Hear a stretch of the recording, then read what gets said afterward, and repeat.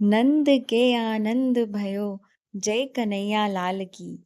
भाइयों और बहनों, जब ब्रज भूमि में आधी रात को कन्हैया ने जन्म लिया था, तब पूरा ब्रज आनंद से झूम उठा था। और जन्म के छठे ही दिन आया था वो पावन अवसर, जब गोपाल की छठी धूमधाम से मनाई गई।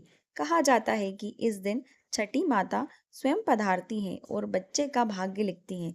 इसलिए आज भी भक्तजन अपने लाडले लड्डू गोपाल जी की छठी बड़े उत्साह और प्रेम से मनाते हैं। तो आइए आज हम सब मिलकर जानें छठी का महत्व क्या है, इसे सही तरीके से कैसे मनाया जाता है और इसके पीछे कौन सी पावन कथा जुड़ी है। तो चलिए शुरू करते हैं भक्ति और आनंद से भरी यह पावन यात्रा, लड्डू गोपाल की छठी। जय श्री कृष्ण।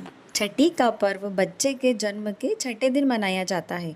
जब नंदलाल यशोदा मैया के आंगन में पधारे, तब उनके जन्म के छठवें दिन ब्रजवासियों ने बड़े हर्षोल्लास के साथ छठी का आयोजन किया। इसी परंपरा को आज भी लड्डू गोपाल जी के जन्म के छठे दिन मनाया जाता है। माना जाता है कि इस दिन भगवान की छठी करने से घर में सुख, समृद्धि, संतान सुख और ऐश्वर्य की प्राप्ति होती है। आइए जान लेते हैं पूजा विधि। प्रातः काल स्नान कर घर और मंदिर की सफाई करें। लड्डू गोपाल जी को स्नान कराकर सुंदर वस्त्र पहनाएं। छठी के अवसर पर पीला या हरा वस्त्र शुभ माना जाता है। भगवान को झूले पर बिठाकर उन्हें फूल, चावल, अक्षत, रोली और चंदन से सजाएं। विशेष भोग लगाएं। 56 भोग में से कम खीर, पुड़ी, हलवा और माखन मिश्री जरूर चढ़ाएं। छठी माता की पूजा कर गोपाल जी का जन्म उत्सव मनाएं। भगवान श्री कृष्ण के जन्म के छठे दिन नंद बाबा के घर एक अलग ही रौनक थी। नंद गांव से लेकर गोकुल तक हर गली चौबारे में खुशियों की गूंज थी। यशोदा मैया ने नन्हे कान्हा को सुंदर वस्त्र पहनाए, कान्हा को फूलों से सजे झूले में बैठाया और फिर शुरू हुआ उनके जीवन का पहला बड़ा उत्सव, छठी का पर्व। उस दिन गोकुल की सारी स्त्रियां ग्वालिनें गीत गाती हुई नंद बाबा के घर पहुंची। कोई कह रही थी, अरे देखो देखो, नंद के घर का लाल कितना सुंदर है। तो कोई कह रही थी, ऐसा रूप तो स्वयं नारायण का ही हो सकता है। गांव की महिलाएं घर घर से पकवान, दूध, दही, माखन, मिश्री और उपहार लेकर आईं। नंद बाबा ने सबका स्वागत कर सबको आसन दिया।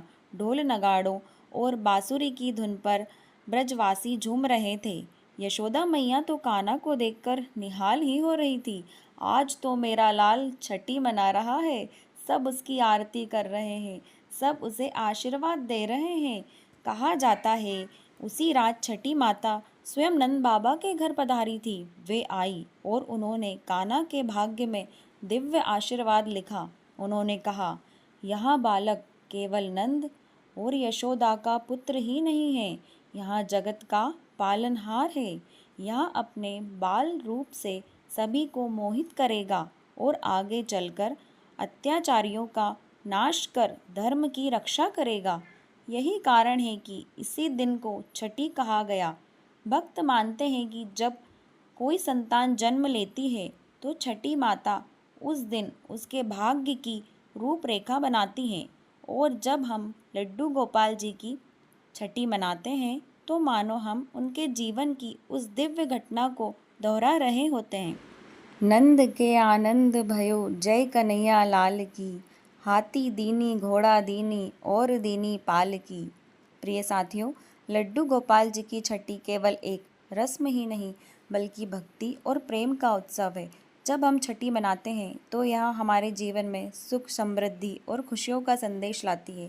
आप भी इस बार अपने घर में गोपाल जी की छठी अवश्य मनाएं और अपने जीवन को धन्य, धान और भक्ति से भर लें। अगर आपको यह वीडियो पसंद आया हो तो इसे लाइक करें, शेयर करें और चैनल को सब्सक्राइब करना ना भूलें। जय श्री कृष्ण। आप सभी को छठी उत्सव की बहुत बहुत शुभकामनाएं।